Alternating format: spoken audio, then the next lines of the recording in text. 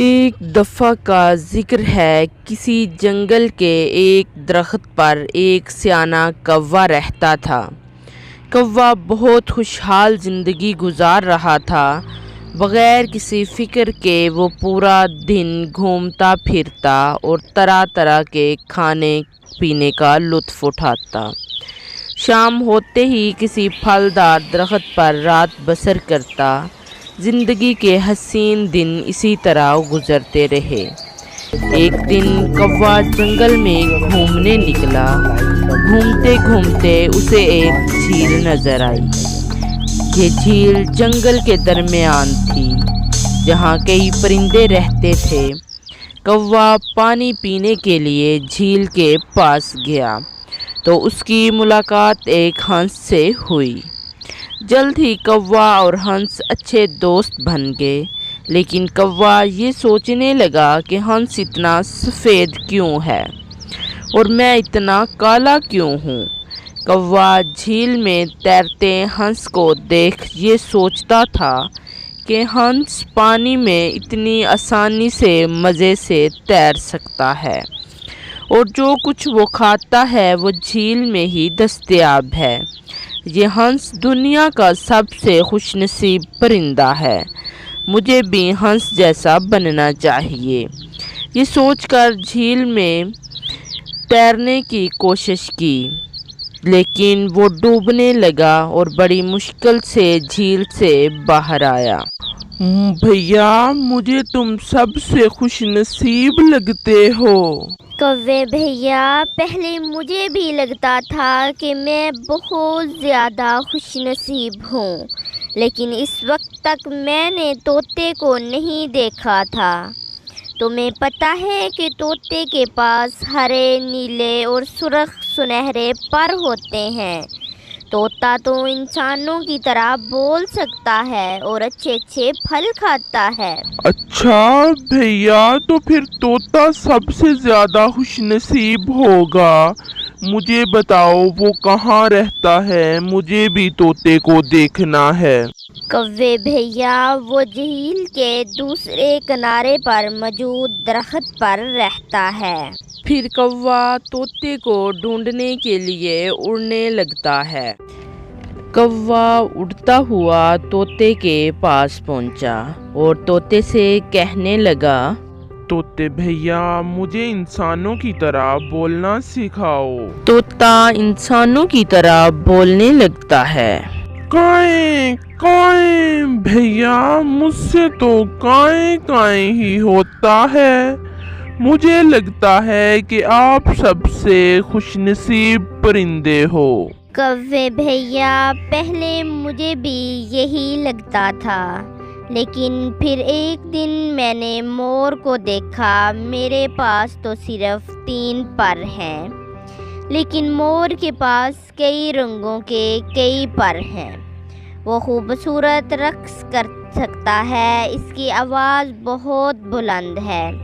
اپنی آواز سے مور جنگل میں موجود دیگر مخلوقات کو خطرے سے خبردار کر سکتا ہے۔ میرے خیال سے مور سب سے خوش نصیب پرندہ ہے۔ اچھا طوطے بھیا، کیا آپ مجھے بتا سکتے ہیں مور کہاں رہتا ہے؟ جی، وہ جنگل میں جھاڑیوں کے پاس ایک درخت کے نیچے رہتا ہے۔ اچھا طوطے بھیا، اب میں مور سے ملنے جا رہا ہوں۔ یہ کہہ کر کوا مور کے پاس چلا گیا۔ وہاں کوے نے دیکھا کہ مور گھبرایا ہوا تھا اور جھاڑیوں میں خود کو چھپا رہا تھا۔ کوا مور کے قریب گیا اور کہنے لگا، مور بھیا، تم بہت پیارے ہو۔ تمہارے پروں میں کتنے سارے رنگ ہیں۔ تمہاری دلکشی، خوبصورتی اور رقص کی تعریف تو پورا جنگل کرتا ہے۔ تم یہاں جھاڑیوں میں کیوں چھپ رہے ہو؟ کوے بھیا، میرے ان پروں نے مجھے تنگ کر دیا ہے۔ میرے لمبے اور رنگین پنکھ سب کو خوبصورت لگتے ہیں، اس لیے شکاری مجھے پکڑنے کی کوشش کرتے رہتے ہیں۔ بعض اوقات وہ مجھے چڑیا گھر میں ڈال دیتے ہیں، اس وجہ سے میرا دل چاہتا ہے کہ میں چڑیا ہوتا تو خوشی خوشی ہر جگہ گھومتا اور آسانی سے کسی بھی جگہ چھپ جاتا۔ مور بھیا، میں نے تو سمجھا تھا کہ آپ سب سے خوش نصیب پرندے ہوں گے۔ میں بھی یہی سوچتا تھا کہ میں سب سے خوبصورت اور خوش نصیب پرندہ ہوں، لیکن اپنی خوبصورتی کی وجہ سے چھپتا پھرتا ہوں۔ میں نے کافی غور کیا اور مجھے اندازہ ہوا کہ کوا سب سے خوش نصیب پرندہ ہے۔ اسے کوئی شکاری نہیں پکڑتا، اسے کسی پنجرے میں قید نہیں کیا جاتا۔ پچھلے کچھ دنوں سے مجھے یہی لگ رہا ہے کہ کوا ہی سب سے خوش نصیب ہے۔ ایک عقل مند بوڑھا الو درخت پر بیٹھا ان کی باتیں سن رہا تھا۔ وہ کوے اور مور کو کہنے لگا، کوے بھیا، ہم میں سے ہر ایک میں کوئی نہ کوئی خصوصیت ہوتی ہے۔ ہنس پانی میں تیر سکتا ہے، طوطا انسانی آواز کی نقل کر سکتا ہے، مور رقص کر سکتا ہے، چڑیا چھوٹی اور پھرتیلی ہوتی ہے۔ میری طرف دیکھو، میں تیراکی یا رقص نہیں کر سکتا، لیکن مجھے اندھیرے میں بہت اچھی طرح دکھائی دیتا ہے۔ میں اپنی گردن کو پیچھے کی طرف موڑ سکتا ہوں اور اپنے پیچھے موجود چیزیں دیکھ سکتا ہوں۔ کیا یہ بہت اچھا نہیں کہ جب دن کے وقت سارے پرندے کام کر رہے ہوتے ہیں اور میں اپنے گھونسلے میں سو رہا ہوتا ہوں؟ الو بھیا، اس کا مطلب ہے سب سے خوش نصیب میں ہوں، لیکن میں تمام پرندوں سے زیادہ ناخوش ہوں۔ دیکھو کوے بھیا، سمجھ بوجھ میں کوے کو دوسرے پرندوں سے برتری حاصل ہے۔ کیا تم نے پیاسے کوے کی کہانی نہیں سنی؟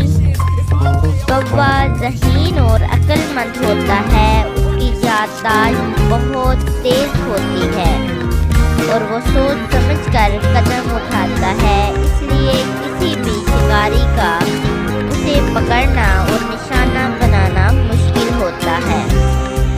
الو کو بھی پرندوں میں عقل مند مانا جاتا ہے۔ قدرت نے ہم میں سے ہر ایک کو کچھ نہ کچھ صلاحیتیں دی ہیں۔ ہم میں سے ہر ایک کسی نہ کسی چیز میں بہترین ہے۔ ہمیں خود پر ترس کھانے کی بجائے محنت کرنی چاہیے اور جو کام ہم کرتے ہیں اس میں مہارت حاصل کرنی چاہیے۔ پیارے دوستو، اگر بغور جائزہ لیں تو ہم میں سے کچھ انسان بھی ایسے ہی زندگی گزار دیتے ہیں، زندگی کا موازنہ کرتے کرتے جو اللہ تعالیٰ نے انہیں دیا ہوتا ہے اس سے لطف حاصل نہیں کر پاتے اور شکر ادا نہیں کرتے۔ ہمیں اللہ کا شکر ادا کرنا چاہیے جس نے بہت ساری نعمتوں سے نوازا ہے۔ ایک جنگل میں ایک باز رہتا تھا۔ باز جنگل کا راجا تھا۔ اس کے 2 محافظ تھے، کوا اور الو۔ باز کے دونوں محافظ روزانہ شکار کے لیے باز کی مدد کرتے۔ ایک دن جب یہ تینوں شکار کی تلاش کر رہے تھے تو ان کو جنگل میں ایک عجیب پرندہ نظر آیا۔ یہ کون سا پرندہ ہے؟ لیکن کسی کو بھی پرندے کے بارے پتہ نہیں تھا۔ تبھی الو نے کہا، ہمیں جنگل جا کر دوسرے پرندوں سے اس عجیب پرندے کا پتہ کرنا چاہیے۔ کچھ دیر کے بعد طوطا ایک نئی خبر کے ساتھ لوٹتا ہے۔ طوطا اس پرندے کے بارے الو کو بتاتا ہے۔ اس کے بعد الو سب سے کہتا ہے، راجا، یہ عجیب سا دکھنے والا پرندہ کوئی اور نہیں بلکہ مور ہے۔ یہ مور اپنے ساتھیوں سے الگ ہو کر کھو گیا ہے اور اکیلا ہے۔ میں نے تو یہ بھی سنا ہے کہ مور کا گوشت بہت مزے کا ہوتا ہے۔ سنو، مور ہمارے جنگل سے نہیں ہے، بلکہ یہ ہمارا مہمان ہے، اس لیے کوئی بھی مور کو نہیں مارے گا۔ تمام پرندے مور کے ساتھ اچھا سلوک کرتے ہیں۔ مور ان کے ساتھ بہت خوش تھا۔ ایک دن اچانک راجا کی طبیعت خراب ہو جاتی ہے اور وہ شکار کے لیے نہیں جا سکتے۔ اس وجہ سے دونوں محافظ بھی بھوکے رہنے لگ گئے۔ پھر ایک دن یہ دونوں مور کو کھانے کا مشورہ دینے لگے، لیکن راجا کہتا ہے، مور ہمارے جنگل کا نہیں ہے، اس کی حفاظت کرنا میری ذمہ داری ہے، میں اس کی حفاظت کروں گا۔ پھر الو اور کوے نے راجا کو ایک اور مشورہ دیا۔ کوا کہنے لگا، ٹھیک ہے راجا جی، ایک ایک پرندہ آپ کے پاس خود آئے گا، تو کیا آپ کھائیں گے؟ راجا راضی ہو گیا۔ پھر شام کو ایک ایک پرندہ راجا کے سامنے آیا، لیکن راجا نے منع کر دیا۔ یہ دیکھ کر مور نے بھی اپنے آپ کو پیش کیا۔ راجا تو مجھے بھی کھانے سے منع کر دے گا۔ جیسے ہی مور راجا کے سامنے پیش ہوا، راجا اسے کھانے کے لیے راضی ہو گیا اور اس نے مور کو مار دیا۔ اپنے محافظوں کے ساتھ مور کے گوشت کا خوب مزہ لیا۔ پیارے دوستو، کبھی بھی دشمن پر بھروسہ نہیں کرنا چاہیے۔ ایک جنگل میں ایک مور رہتا تھا۔ مور سے جنگل کے دوسرے جانور اور پرندے بے حد متاثر تھے۔ اس سے دوستی کرنا چاہتے تھے، لیکن مور کسی کو لفٹ ہی نہیں کرواتا تھا۔ اپنے آپ میں ہی مگن رہتا، اس نے جنگل کے ایک کونے میں اپنا گھر بنایا ہوا تھا، جہاں دن بھر وہ اکیلا ناچتا اور کھاتا رہتا۔ ایک دن جانوروں نے اس کو ہفتہ وار ون ڈش کی دعوت دی۔ جو بھی جانور یا پرندہ اس سے بات کرنے کی کوشش کرتا تو وہ برا سا منہ بنا لیتا۔ آخر سب سمجھ گئے کہ یہ دوستی نہیں کرنا چاہتا۔ مور شام کو سیر کرنے کے لیے نکلتا تھا۔ ایک دن بادشاہ نے تمام جانوروں اور پرندوں کو دعوت دی، تو مور کو بھی مجبوراً دعوت پر آنا پڑا، لیکن اس نے کسی سے کوئی بات نہیں کی۔ ایک دن بلی جنگل میں کھیل رہی تھی تو اسے خیال آیا کہ کافی دن ہو گئے ہیں کبھی مور کو شام کی سیر کرتے نہیں دیکھا، تو وہ لومڑی کے پاس گئی اور کہنے لگی، لومڑی جی، کافی دن ہو گئے ہیں ہم نے مور کو نہیں دیکھا۔ بے شک مور مغرور اور بد مزاج ہے، پھر بھی ہمارا فرض ہے کہ ہم جا کر معلوم کریں کہ اس کو کوئی پریشانی تو نہیں۔ تمام جانوروں نے اس کی تجویز سے اتفاق کیا۔ پھر بلی، لومڑی اور گدھا مل کر مور کے گھر گئے تو وہ شدید بیمار تھا، اس کے خوبصورت پر مرجھائے ہوئے تھے۔ بلی نے مور کو بلایا تو اس نے آنکھیں کھولیں، اتنے میں طوطا اور کبوتر بھی آ گئے۔ لومڑی جو تھوڑی بہت ڈاکٹری جانتی تھی، اس نے کہا، اس کو میرے گھر لے آئے، میں اسے دوا تیار کر کے دوں گی۔ لومڑی نے جڑی بوٹیوں سے دوا تیار کی اور مور کو پلائی۔ کئی دن تک سب جانوروں نے باری باری مور کی تیمارداری کی۔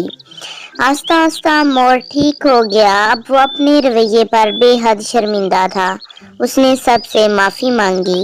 پیارے بچوں، آپ نے دیکھا مل جل کر رہنے کے کتنے فوائد ہیں۔ غرور کرنے والے کو ضرور سزا ملتی ہے۔ اب مور سب کا دوست بن گیا اور ہر ایک کے کام آتا تھا۔ ایک دن جنگل میں مانو بلی کی سالگرہ تھی، تو مور نے سب کو ناچ کر دکھایا۔ سب بہت خوش ہوئے اور نعرے لگانے لگے، جنگل میں مور ناچا، سب نے دیکھا، سب نے دیکھا۔ پیارے دوستوں ویڈیو اچھی لگی ہے تو لائک کریں، کمنٹ کریں، اپنے دوستوں کے ساتھ شیئر کریں، چینل کو سبسکرائب کر دیں، ساتھ میں بیل آئیکن کو دبائیں تاکہ ہر آنے والی ویڈیو سب سے پہلے آپ کے پاس پہنچے۔